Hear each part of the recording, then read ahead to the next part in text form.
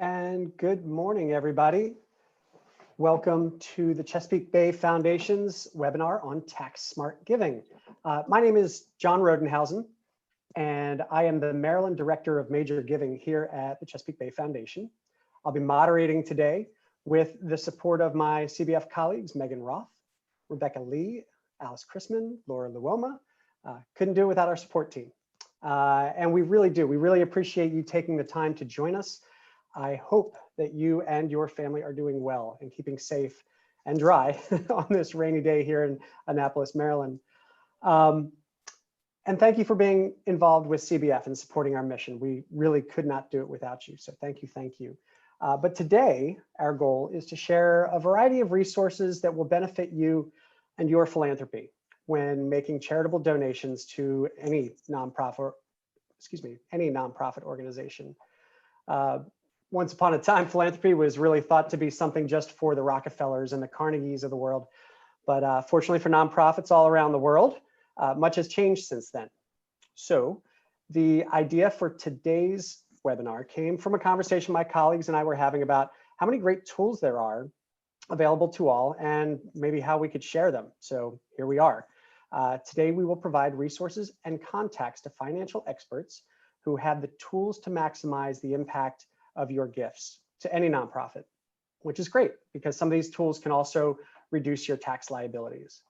To help inform and empower you, we have assembled a panel of professionals from the Community Foundation, Asset Management, our very own CFO and Planned Giving Director here at CBF.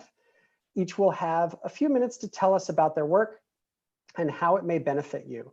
And then for the second half of the session, we will open the discussion to all of you. I suspect you all have been in a Zoom call or two, so we're going to try to make this as interactive as we can. We're going to ask a poll question before each speaker. And all you have to do to respond is just click on the answer. There'll be multiple choice questions. Click submit. Your answers will not be seen by others, but we will tally the results and share them with you. And of course, we look forward to your questions. So we would encourage you to post them in the Q&A section. For those of you familiar with this Zoom format, you'll see a Q&A function. And if you have any technical issues or you want to share something, just click on the chat function and we have people monitoring both of those. Please know that you can see and hear the panelists, but we cannot see or hear you. Rebecca and I will be sharing the questions with our panelists during the discussion piece coming up shortly. So that's all the introductory stuff. Let's go ahead and get started with our first poll question. Alice, if you would, please. All right, our first poll question is, do you currently use a donor advised fund? Yes, no, or I don't know. So just click on your answer and hit submit. And we'll take a couple seconds to make sure that everybody has a chance to get familiar with that and answer. Hit submit. And all right, so Alice, do we have our tally? Okay, so very interesting answer. So you're in the right place at the right time because fortunately for all of you, we actually have an expert on donor advised funds. And I would like to introduce one of our outstanding partners here in Maryland, Executive Director of the Community Foundation of Arundel County, Mary Spencer. Mary, it's all you. Thank you, John. I am so thrilled to be here and I really appreciate the invitation to be part of this excellent panel today. As John said, I'm Mary Spencer, the President and CEO of the Community Foundation of Arundel County. And we are the largest funder of nonprofits in the county, largest institutional funder. This year, we are on target to grant about $4 million out to the community, primarily through donor advised funds. So it's great to be invited here today to talk about donor advised funds. There are 13 community foundations in Maryland, and community foundations, what is a community foundation? Well, we build community and we focus on philanthropy. And so community foundations are really focused on geographical areas. So those 13 community foundations, we all work in partnership, but we focus on our counties or our areas. We work with donors, nonprofits, and professional advisors to help support really all the vital work that's going on in the community. So if I could do the next slide, please. So I just wanted to give you just a little bit of information about community foundations in general. You may know that we offer personalized service to our donors, and we serve as local experts in the county, knowing what's happening with all of the nonprofits. And we also have a community leadership role. But together as community foundations, there are actually over 800 in the country, really a powerful resource for nonprofits. Together, we grant about $6.5 billion out to local nonprofits and hold about 82 billion, really more than that now, in financial reserves, given primarily from individual and corporate donors. And believe it or not, community foundations represent only 1/10 of foundation giving. So even though community foundations have been around for over 100 years, the vast majority have been instituted in the last 25 years. And it really just represents the power of a community foundation and how donors are really turning to community foundation for support. So next slide, please. So because I've been invited to speak about donor advised funds, I won't go into all the other things community foundations do, but I wanted to show you here through this graph the types of funds that we hold. So corporate advised funds, where philanthropically focused companies, businesses turn to us to do their grant making. Legacy funds, which are funds that are established after a person's lifetime, and donor advised funds can turn into legacy funds. Agency funds, and we're very proud that we have a Chesapeake Bay Foundation agency fund held at the Community Foundation that donors can actually make gifts into to support CBF in perpetuity. And we hold many agency funds for other nonprofits as well. We have designated area of interest funds, which are really great if donors want to pool their resources together to tackle a problem or an area of interest in our county. We actually do have an environmental fund, and we just did go through a competitive grant making cycle to get grants out to local nonprofits through that fund. And then many of you might have heard of Arundel Women Giving Together. That is one of our component funds. It's a giving circle where 250 women come together, pool their resources, and make grants out into the community. And then there's the donor advised fund, which is really the majority of the funds that we hold at our community foundation. And I will just add that every community foundation is different. Some only hold endowments, some really focus on donor advised funds, and we are one of those. So if we can go to the next slide. This is really just a very quick overview, but what is a donor advised fund? Well, donor advised fund is like a charitable giving account. It operates as a component fund of either a nonprofit like a community foundation, or it can be a subsidiary of a for-profit corporation like Vanguard or Fidelity. And it's like a charitable checkbook. So community foundations work with fund holders really on their philanthropic goals through their estate planning, as well as day-to-day giving. Funds can be created as part of an estate gift after the donor's lifetime. And of course, your contributions are fully tax deductible. And another benefit of a donor advised fund is the anonymity that you can hold. So you can make gifts into your fund, and the community foundation grants out of your fund, and you can stay anonymous to the nonprofits if you wish. Next slide. So how does it work? So we work with donors, we identify their giving interests.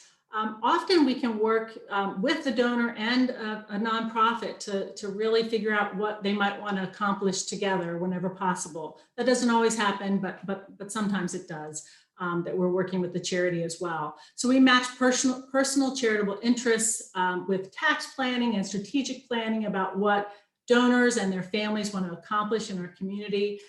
In addition to cash and stock type gifts that can fund a donor advised fund, we can also facilitate complex forms of giving. And I know we'll hear a lot more about that from the other panelists, what those might be. But when a donor dies, a donor advised fund can allow for the continuation of a gift to a charity. So it's really wonderful that support that someone wants to show to their nonprofits can continue in perpetuity.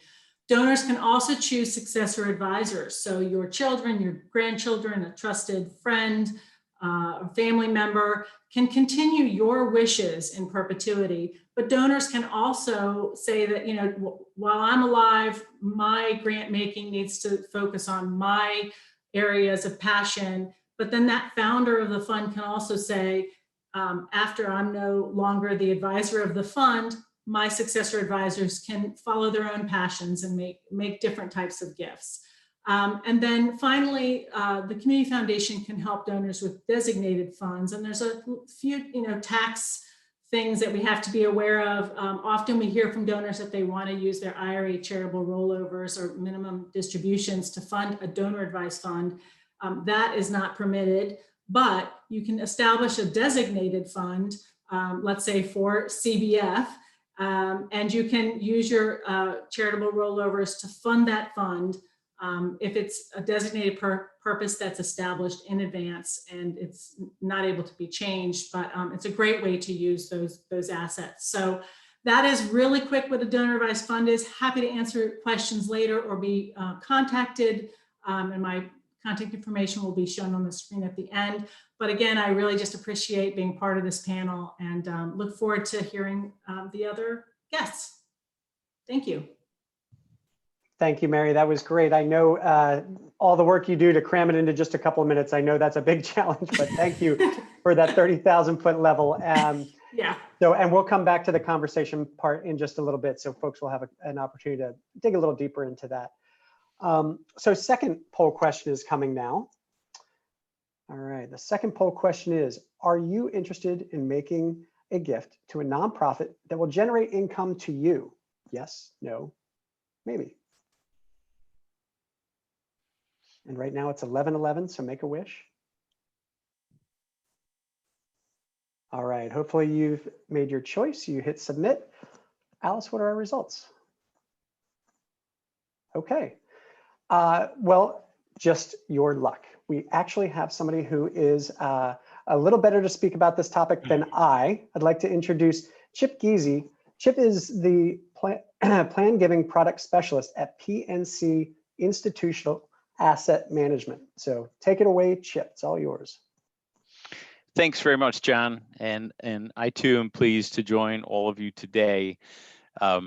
In my role at PNC, I work with nonprofit clients who are building their endowments, and I've had the pleasure of working with CBF in this capacity for the better part of 2 decades now. Plan giving is a term. It describes what enables philanthropic individuals to create larger gifts than they may have thought possible. Whether that comes in the form of a deferred planned gift, which would include giving through one's will, or a beneficiary designation within a retirement plan. Both of those are examples of deferred planned gifts, and Lauren will be talking about those shortly. Increasingly, however, individuals are opting to make gifts today to nonprofits in exchange for secure fixed payments for their lifetimes, which is called a charitable gift annuity. Next slide, please. A charitable gift annuity is a simple contract between you and a charity in exchange for a gift of appreciated securities, cash, or assets, other assets. The charity agrees to pay one or two annuitants you name a fixed sum in each year of their lives. The older your designated annuitants are at the time of gift, the greater the fixed amount the charity can pay. In most cases, part of the payments you receive are tax-free, increasing their after-tax value, and payments from charitable gift annuities can be made on a range of frequencies: annual, quarterly, semi-annually, or even monthly. There are 2 types of charitable gift annuities for which I'll share examples. And if we take a look at the next slide, the first example, and for the visual learners such as myself, we're going to look at an example of a 79-year-old donor who establishes a $25,000 charitable gift annuity. And again, an immediate charitable gift annuity begins to pay immediately upon the gift's creation. In exchange for that $25,000 gift, the individual receives an immediate benefit, which is the charitable income tax deduction. In this case, for $11,517, they would receive annual payments of $1,550 for life, of which a little over $1,300 would be tax-free for approximately the first 10 years.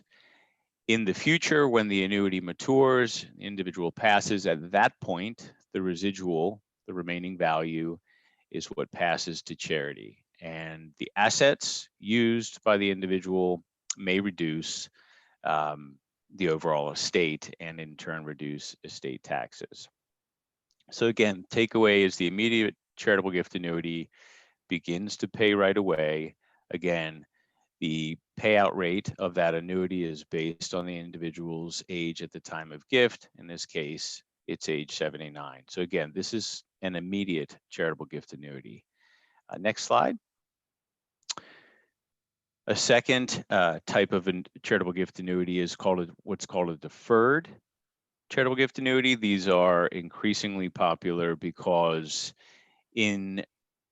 for example, a donor may decide that they don't necessarily need that additional fixed income right away. However, they know that they would likely need additional payments in the future, so they can select a future date at which point the annuity begins to pay. In this example, the same 79-year-old making the same $25,000 gift opts to begin receiving payments in 2025.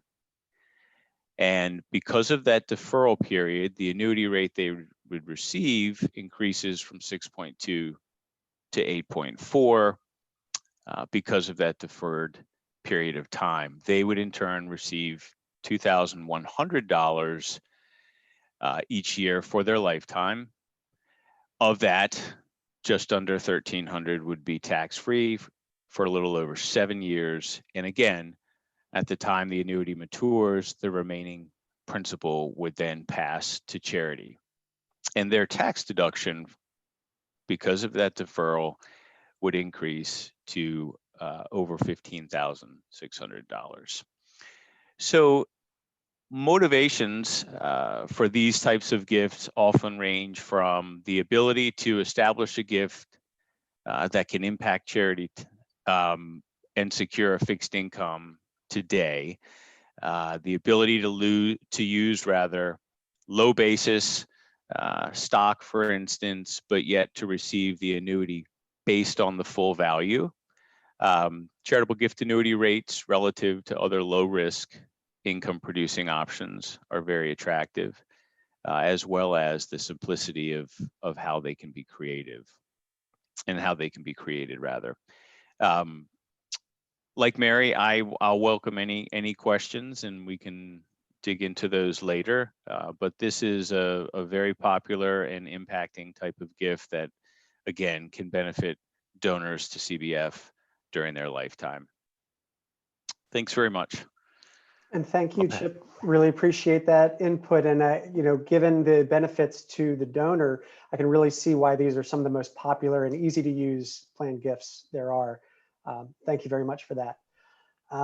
We are now going to move on to our third poll question. So question number 3, when giving to a nonprofit organization, which of the following is most important to you? Mission, fiscal responsibility, family connection to the issue, tax benefits, or other? So go ahead and review, go ahead and answer. Make sure you click the submit button. Give it just the last couple seconds. Maybe a little Jeopardy music for Mr. Trebek. All right, Alice, what do we have? What are our results for this question? Mission, excellent. Well, thank you very much for posting that. Have you ever wondered what happens to your money when it gets to a nonprofit?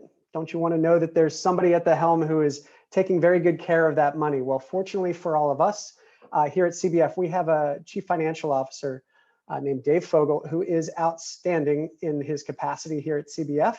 And I am so glad that he is joining us for this panel. So go ahead and take it away, Mr. Fogle. Thank you, John. Good morning, everyone, and thank you for joining our Tax Smart Giving Seminar. We're delighted to have you today. My name is Dave Fogle. As John said, I'm the Chief Financial Officer here at CBF. Little quick intro of me and my background. I'm a former banker, spent 7 years in the industry, honing my skills in the for-profit environment, and I moved over to the nonprofits back in the 90s, specifically in kind of the healthcare sector, and have worked in a couple of different leadership roles for those national organizations. I have spent the last 2.5 decades bringing my business perspective to the nonprofit industry, ensuring that the organizations run physically sound and ensuring the longevity of the mission. We know you have many options for your giving and philanthropy. So let me talk a little bit about where CBF gets its funding from and how we stored those funds. Of course, anyone can become a member of CBF with a little donation of as little as $35.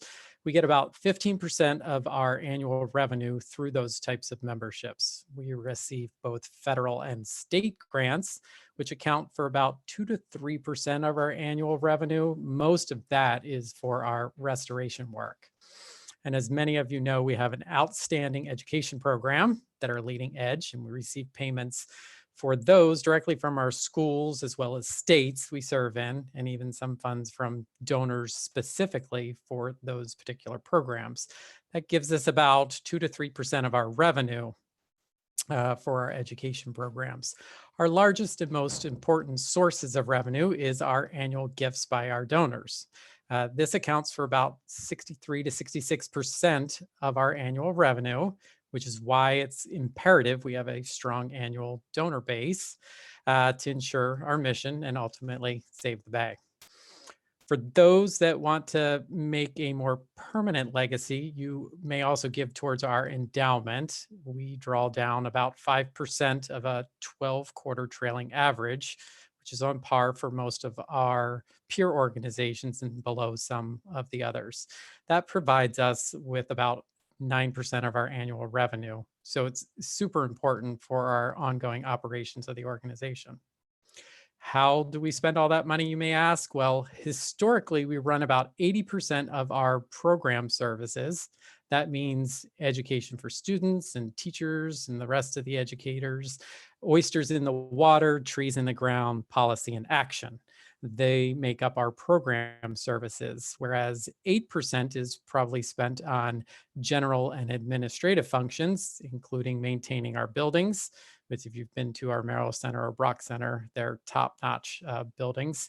We maintain fleets and our properties. We have HR support that goes in there. And of course, IT in this remote work environment has enabled us to continue doing the great work that we do in the COVID environment. And lastly, we spend about 13% of our funds on fundraising and supporting our donors and our members in a variety of ways. As you've heard from my co-presenters here today, there are a variety of different funding vehicles that you can use to support CBF, many of which can provide you and your family tax savings and advantages. We take gifts, bequests, endowment gifts, stock gifts, real estate, and much more. And don't forget that, in some instances, you can fulfill your required minimum distributions, or better known as your RMDs from your IRAs or 403Bs, 401Ks to CBF to defer that tax liability. And in instances where you might not need the cash for your daily living expenses, but you are required by IRS regs to withdraw those funds from your IRAs, etc. Lastly, I want to remind everybody that in the year of 2020, the tax year 2020, the CARES Act re-incentivized charitable giving by creating a $300 above the line deduction for qualified charitable contributions. So you don't need to itemize in order to deduct that amount for your tax year 2020. So it's super important. If you are making charitable contributions in 2020, you can take that $300 above the line deduction.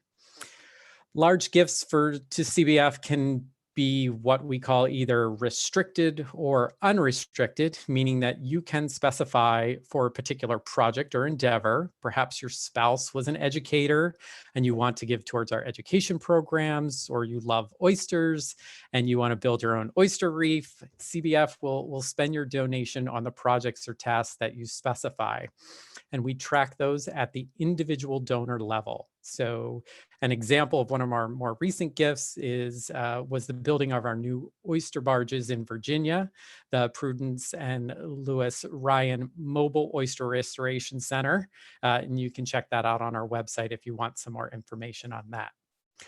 Multi-year gifts are, more importantly, unrestricted multi-year gifts have been the backbone for CBF over the years and have helped us, especially during this COVID period. They have allowed us to shift things and pivot to cover programs that otherwise would not have had the funds to cover. As an example, our education programs where we've not been able to get into the field with our students and educators, our unrestricted grants have ensured that those staff can move forward in creating new ways to engage our students and the public in like our new OWL program, which is our online watershed learning program. Of course, you can always consult your tax advisor or estate planner for your particular situation, and we highly encourage that. As a 501c3, we are extremely transparent with our funding and expenses. You can find our information in our annual report, and you can find many years of financials directly on our website or through GuideStar. We offer both our audited financials and our 990, which is a nonprofit's tax forms. In both of those documents, you're going to find a plethora of information about how we run our organization and are good stewards of your money. We know you have many options for giving, and we are very thankful that you choose CBF. And rest assured, we try to be excellent stewards of those funds and use them in smart and impactful ways towards our mission and for saving the Bay. So with that, I will thank you for your time today and turn it back over to John. Hear, hear. Thank you so much, Dave. That was excellent. I really appreciate it. We are now rolling into our fourth poll question. Go ahead, Alice, on wills and bequests. So have you updated your will in the last year, 5 years, 10 years, longer than 10 years, or maybe you don't have a will at all at this point? So go ahead and click the answer that responds best to your current situation and click submit. All right, Alice, where are we? There you go. We don't have a will for 44% of folks. Well, you know, and quite honestly, we totally understand. Not everybody likes talking about wills. I can see that at Thanksgiving dinner this year, we're probably not going to bring up wills at that table. It's just the way our family rolls. But you know, fortunately, we do have somebody here at CBF who is excellent at talking about wills.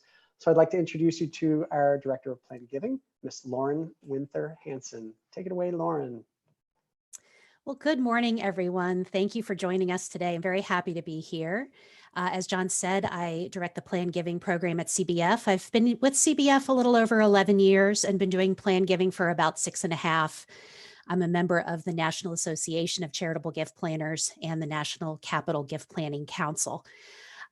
So I'm happy to talk to you about this subject today. The gifts we've explored so far are gifts that you make during life. So a donor advised fund or a charitable gift annuity are established now and funded now and result in charitable gifts later. But there are other creative gift options that cost you nothing now and give you the chance to make a significant impact on CBF's mission while creating a personal legacy. And these are what we call planned gifts because they utilize your financial or your estate plan to support our work. So I'm going to talk briefly about the most common planned gift types chosen by CBF supporters. Next slide, please. So in recent years, an increasing number of CBF members have included us in their will or trust. Why is that? Well, because they know that the story of the Bay's recovery won't be told in one generation. And when they establish a deferred gift, a gift that happens later, that gift will one day protect our progress and help us respond to future challenges that we haven't even imagined yet. I think we probably all know what a will is. It's a legal document that expresses one's wishes as to how property will be distributed. Obviously, ensuring that your family and your loved ones are taken care of is a top priority when creating a will. However, you can also provide for the causes that you care about by including a charitable gift when you first write your will or trust, or by adding a charitable gift to an existing will or trust. There are many ways to structure that gift. I think most commonly at CBF, people will choose a specific gift. For example, they might leave a certain dollar amount or a certain asset, a certain piece of property or personal property. Many others will choose to leave CBF either all or a percentage of their estate or residual estate, which just means whatever is left after all the bills have been paid, all the specific gifts have been made, that's the residue, and many will leave the residue or a percentage of it to us. There's many ways to structure these gifts. They are typically established with the help of an attorney who's experienced in wills and trusts. However, you can use an online will planning tool, of which there are many, to create a will or a living trust as well. All in all, gifts and wills and trusts are the most common plan gift type that we receive. With beneficiary designations, these are another popular choice. They're used on retirement accounts like IRAs and 401ks, some investment accounts, insurance policies, to establish who will receive any remaining account balance. Now, if you've ever set up a retirement account, which I certainly hope you have, or set up an insurance policy, you have probably filled out a beneficiary designation form at some point. They're very simple, usually one-page form where you name your beneficiaries and, if you wish, a contingent beneficiary. And just like your spouse or your children, you can name a charity like CBF as a beneficiary. Next slide. So the benefits of plan gifts are many. First of all, relatively speaking, they are easy to establish, particularly these types we're talking about here. Secondly, they cost you nothing right now. You retain control of your cash and your assets throughout your lifetime because the gift happens later. And also, they're highly flexible. Anyone can establish a plan gift. It can be in any amount or have any value. And you can change your plan if you need to, if your situation changes. That is very appealing to a lot of people. In addition, these gifts can have a meaningful impact on our mission to save the Bay. As Chip said earlier, they may allow you to give more than you think you can because of the nature of the gift coming at the end of your life. And then lastly is legacy. Plan gifts like these create a personal legacy that will protect the Bay and its revision streams for future generations. We take that very seriously at CBF because including us in your plan includes us with your family and your friends and loved ones. And when someone remembers us this way, we are honored by what we see as a profound statement of support. And that person is remembered as a hero, as a Bay hero. So legacy is a big piece of this as well. Next slide. So we have several print publications available to you. Our free guide to planning your will or trust walks you through the planning process and is a good tool to capture data as you consider your plan. Our free plan giving booklet gives you an overview of all the plan gift options available. Both of those can be requested at our website, cbf.org/plannedgiving, where you'll also find helpful videos, downloads, and more information. Or you can email me anytime. My contact information will be available at the end. I'm happy to send you a packet if you just want to give this some more thought. Also, earlier this year, CBF partnered with a company called Free Will to offer an online tool to create a will or living trust. This is great for people who are creating a will for the first time. It is 100% free to use. Most users can create their will in 20 minutes or less. And if you have a more complex family or financial situation, you can still use the tool to draft up your wishes before visiting an attorney. It'll give you a good starting point for that conversation. Free Will's been featured in Forbes, the New York Times, the AARP, even Oprah likes Free Will. So it's worth checking out if you're considering making a will or updating a will. And if I'm not mistaken, I think we might have some folks on this call who have used Free Will. So thank you to you for your commitment. Next slide. Lastly, I just wanted to mention our Legacy Society. So when you include CBF in your plans and inform us of your gift intention, you'll be welcomed into the Nellie Semans Society. And this society recognizes these legacy donors for their enduring commitment. Membership has grown a lot in recent years as more and more people of all ages have established plan gifts for CBF. And this group receives exclusive benefits. They get a welcome gift to say thank you. They're recognized in our annual report. They get invitations to boat trips and exclusive land-based events and receptions. Of course, those are on hold right now because of the virus, but we certainly hope to kick them off again next year. And of course, the biggest benefit of giving is always that you know you have made a real difference for our work. So if you include us in your plan, we urge you to let us know. You can always remain anonymous, but please let us know on a confidential basis so that we can recognize you. And just finally, I'd add that anytime you're thinking about a gift like this, you should really consult your personal, financial, or professional advisor about your specific situation. We can tell you about these gifts, but we cannot give you specific advice. So please use your advisors for that. And that's all I got. Great. Thank you so very much. Really appreciate that, Lauren. And that free will is something that we've used in our household as well. So my wife and I have worked on our wills through that, and it is completely free and easy. If I can do it, you know it's easy. So, but now's the chance when we get to dig a little deeper into some of the conversations that we've been having with our panelists. So hopefully, if you have not already done so, feel free to go to the Q&A section. Just hover your mouse over the presentation, and at the bottom, at least on my screen on the bottom, it's the Q&A. And you can just type in any question, and Rebecca will share those with me. And we'll go ahead and read them out. And our panelist of choice will go ahead and address that question. I do see one just came up. Mary, I think this is going to be for you. It's about donor advised funds. It asks specifically, when does the tax benefit impact my taxes? At the time I donate to the nonprofit or when deposited into my donor advised fund? Great question. Thank you. Yeah, you receive the tax benefit as soon as you make the gift into your fund. So the great thing about donor advised funds is you can make that gift when it's most tax beneficial for you, and then you can make a decision later about the gifts you'd like to make out into to support the nonprofits.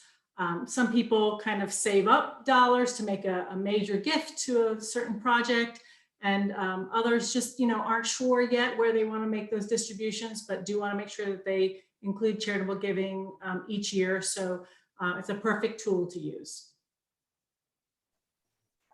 Great. Thank So you. we do have one in the questions. The next one that comes in is, what is the method for contributing from an RMD? I can take that one. This is Lauren. So a required minimum distribution is typically from your retirement account. If you are above a certain age, you are required to take a distribution from that account each year or else face a penalty. And so if you are age 70 and a half or older, you have the option of doing what is sometimes called an IRA charitable rollover. I think the term rollover can be a little confusing. It's also called a qualified charitable distribution. And that is a direct gift from your IRA to a charity of your choice. You do not make the withdrawal and then forward it to us. You need to call your plan administrator and have the gift directed straight from your IRA to charity. You can just simply contact them and ask to initiate a qualified charitable distribution. You'll want to have the charity's name and address and probably tax ID number to make that happen. The great thing about qualified charitable distributions is not only can you do this for your gift this year or every year, if you're over 70 and a half, you can give up to $100,000 a year this way. It will count towards your required minimum distribution, which is great. And because it's a charitable gift, it's not added to your taxable income like a normal distribution would be. So there is a tax savings there for the value of that gift will not be added to your adjusted gross income. So this is one of the fastest growing ways of giving in the country for a reason. It is just a win-win. I hate to use that phrase, but it really is. And we've seen a lot more CBF members over the age of 70 and a half choosing to do that. So just contact your plan administrator and ask to do a QCD, and they should be able to take it from there. So Lauren, we have a follow-up with that.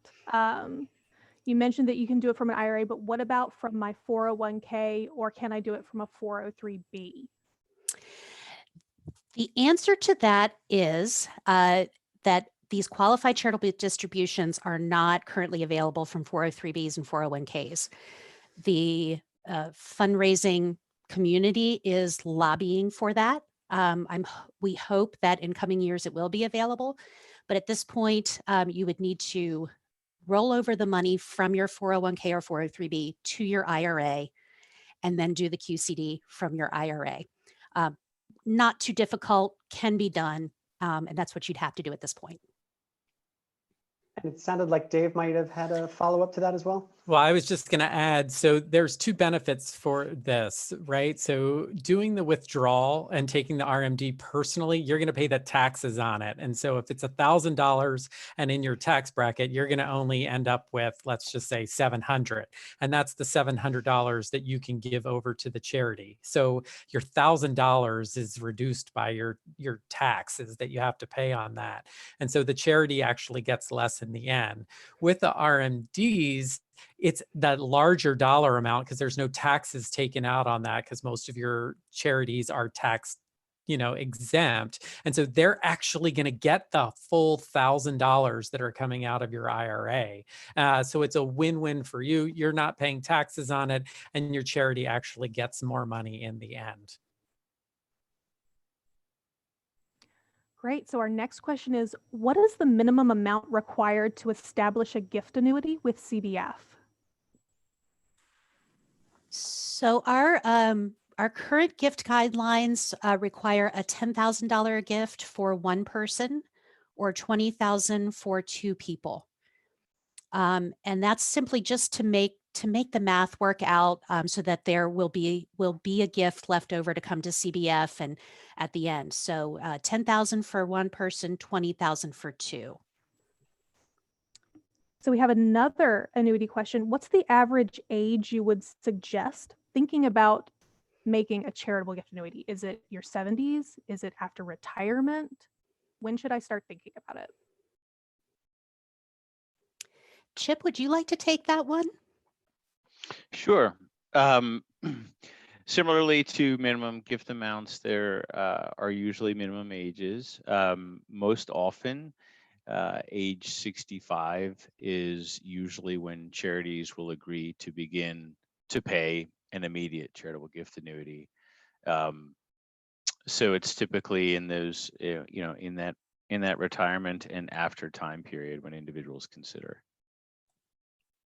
And I would add to that because your rates are based on your age, annuities funded by more mature individuals will pay a better rate. And so if you are 70 or 75 plus, this can be a really great choice. Or if you're younger but looking to create a deferred gift annuity that will begin paying later, that would be a good option for a younger donor. And I did, Chip, while you're on the topic of CGAs, somebody had asked earlier, is the income that's generated, so when you get your check from your CGA, you get your revenue, is that taxable income?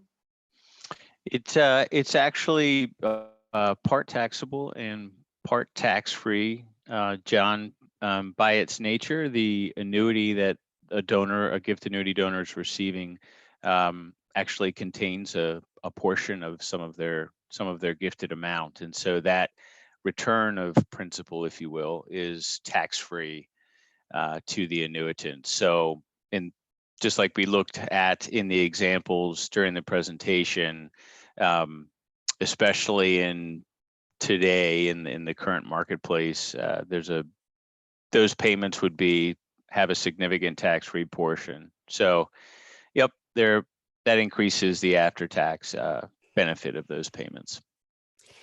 And I would tack on to that using appreciated stock is a great choice for a charitable gift annuity because you'll also bypass a portion of the capital gains on those stocks. So you'll bypass a portion of the capital gain, and then the remaining capital gain will be spread out across the life of the annuity, not due all at once. So if you have appreciated stock and are looking for income in retirement, CGA is a great choice. So we have a Excellent. question about DAFs. What is the minimum amount to open a donor advised fund? Yes, we require just $10,000 to open a donor advised fund. If you're interested in opening an endowed fund, we require $25,000. I do want to mention actually a program called the Endow Maryland Tax Credits. So this is a program that's set up through the state of Maryland where donors can receive a tax credit if they make a gift to a qualified community foundation, which we are one of, to an endowment held at a community foundation. So I mentioned earlier that CBF does have an endowment held with the community foundation, and it's a 25% tax credit. So it is also something to consider if you wish to support CBF's endowment at the community foundation. To put that in there. Thank you for that. I appreciate that. And one of the other great things, Mary, I think you had mentioned to me that maybe you don't have a will, but let's say you have a donor advised fund at the community foundation and you have listed a beneficiary. Can you talk a little bit about that process? Sure. I mean, really anything you can imagine with your philanthropy, we can facilitate through a donor advised fund. So some donors come in and they really set up something that's broad based. So as their interests change, they make grants out into the community following those interests. Some really are very specific and set up for the benefit of just a few charities. And so that when they roll to their successor advisors, then those stipulations stay in force. So there's a lot of flexibility. And the great thing with the donor advised fund is, you know, it doesn't cost you anything to come and change your fund agreement. If it's a spendable account and it's your donor advised fund, you're able to come to the community foundation and say, you know, I've changed who I'd like to support, or the parameters of my fund, or I want to change who my fund advisors or successor advisors are. You're able to do that. So instead of the cost of going to a professional advisor, your attorney, that kind of thing, you can simply make arrangements for part of your estate to go to your donor advised fund at the community foundation, and then you never have to go back and change that portion of your will. You come to the community foundation and you work through those details to change those designations in that document. So it's quite easy and streamlined to do that. I think that answers your question, John. I think so. That was very helpful. Thank you. So our next question is, what do you consider to be the two most popular giving methods for older donors during year-end giving? Well, I could certainly say that the qualified charitable distributions from an IRA that we were talking about is growing and becoming more popular every year. Of course, year end is also a time that we receive a lot of cash gifts, stock gifts, between Giving Tuesday, which happens every year in November, and CBF usually has some type of match that will double or multiply the impact of your gift in December. We receive a lot of gifts of cash and stock at year end as well, whether that's from individuals or family foundations. So I think cash and stock and credit card gifts will always be popular at year end because they're easy to do. But qualified charitable distributions from IRAs also are growing. John, would you add anything to that? No, I think you're spot on. I think the matches are great because you have a person in the community who's trying to leverage their gift to attract other folks. And it really creates this multiplier effect that has significant impact on the programs of the nonprofit of your choice. And we've watched that happen here at CBF. We've had a few matches that focus specifically on oysters. So rather than planting 10,000 oysters, maybe we're able to plant 200,000 oysters because of that sort of multiplier effect on those matches. Sometimes those matches also come from corporate partners. So I encourage any local business, if they want to make a donation, get their name out there, we could promote that match as a corporate match. Sometimes we've had places like Orvis, Patagonia, other companies that have social responsibility built into their DNA will help leverage their gift through the community in that particular fashion. So it's the most wonderful time of the year. We have another question for Lauren. How often should I be reviewing my will? That's a really good question. I would say it wouldn't hurt to review your will once a year. Just pull it out and take a look to make sure nothing significant has changed. However, in terms of updating your will, anytime you have a major life event, you'll want to look at that document. So that might be a marriage, it might be the birth of a child or additional children, buying a house or an investment property, big investments, illness, death, divorce. Those major life events are what is going to need to impact your plan in some way. So certainly that will be several times throughout the course of your life. But looking at it once a year to make sure nothing has changed is probably a good idea. And because you can add, if your will doesn't currently include any charitable giving, the next time you sit down to review it, that's something you can think about. It's generally pretty easy to add a charitable gift to a will. It's just a simple codicil. You don't need to rewrite the whole document. So that's something to think about as well. Have my philanthropic priorities changed in the last year? We have another one about DAFs.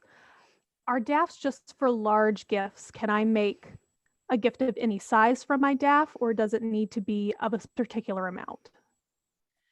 So we just require the $10,000 minimum to open an account, and then you can make gifts of any size and at any time. And others can actually make gifts into your fund if they so choose, family members and that kind of thing. So, and we do actually have the opportunity to create what we call an acorn fund. So if you don't quite have $10,000, but you really want to get to that that goal, you can start a fund with $2,500, and you just can't make grants out of it until you reach that $10,000 mark. We just want to keep that as the minimum, but certainly happy to start that process by creating an acorn fund for donors who are not quite ready for that $10,000 level. And we have a CBF specific question. Is there a minimum amount I need to give to be able to restrict my gift at CBF? Yeah, so I'll tag team this with Lauren. So we usually don't like to restrict gifts, and I'll talk with John and add that there. Anything under $5,000, I think, is our minimum restriction that we have. Obviously, we want to do what's right for each particular donor and their situation. So if you're thinking about giving a restricted gift, reach out to one of our major gift officers, and John is one of them that are there, and they can walk you through the options that you're looking for. Yeah, my goal as a major gift officer is to make sure that the intent of your gift is realized. So we want to make sure it fits well with your priorities, that your heart is involved, and that you know that we're taking a very responsible tack with your funds. So we want you to be happy with where it's going and how it's being used. So happy to help with that. And any restricted gift, whether it's a right now gift or a planned gift, the restriction is something we'd like to get in writing from you. So we usually ask you to send a letter or something that states that restriction in writing so that we can have that really clearly identified in our records. That's right. Otherwise, I wind up having to email you later on and say, did you really want this gift to go to education? Our accounts are going through all of our paperwork, and we have to make sure that we have that on file. So yeah, if you send a gift and you have a gift letter with it, it needs to specifically state where you want it to go. And I can always help talk you through that as well. So we're coming towards the end here. I might have time for one more question. Rebecca, anything else on your docket? We can do one last one. Okay. Is it better to leave my retirement assets to my family or to charity? I have an answer for that, but so somebody else should probably answer that. I think the answer is it depends. Yeah. Go ahead, Chip. No, I was just going to say, typically qualified retirement assets are some of the most tax burdened within someone's estate. And so, satisfying gifts to family from, other assets is usually more advisable. And so targeting those retirement assets for gifts to charity is much more tax advantageous. So I would say a hearty yes to that question in terms of identifying those assets for charity. And there's lots of different things you can do. Yep. I was just going to add to consult your tax advisor or your estate planner, because as Chip says, if you want to giving the cash to the charity and then giving your retirement assets to your children and so forth, the tax advantages, you want to flip those out. So your tax advisor and estate planner are going to help you figure out the best way for you to make your gifts and your legacies for both your charities and your family go the farthest. And that's certainly true if your spouse has predeceased you and you're thinking of leaving your IRA to children or other family. You would definitely want to consider charitable options for those assets instead. Many times an IRA asset can pass to a spouse with a little bit less of a tax burden. But if your spouse is predeceasing you would want to think about that and talk to your advisor. Yeah. Interesting. I'll even piggyback on that, Lauren, and that increasingly in the situation that Lauren just shared, individuals are taking their retirement assets and then putting it into a life income gift to benefit the children, to go about basically replacing that wealth, if you will. And then at the end of that trust's term, so they're doing a testamentary life income gift, putting the IRA assets into that income flowing to the children, and then at a later date, it'll pass to charity. So that's a creative way that you could work with your planner. Well, thank you for all those great questions, all that great input from the panel.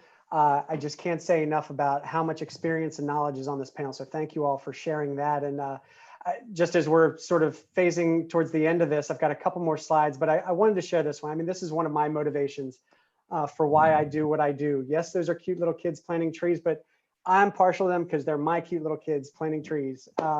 Aaron and Sophia, that was over 12 years ago. They've grown quite a bit. The trees have grown quite a bit, but this is why I do what I do. I joined CBF almost 23 years ago, first as program staff, and last 10 to 12 years I've been in the development department, and I really enjoy the work. Obviously, you can see the colleagues I get to work with and the partners in the community that I get to work with. So thank you to all of them. Probably next slide, please. So thank you to our panelists. Here's their email contact. So please feel free, reach out to these folks.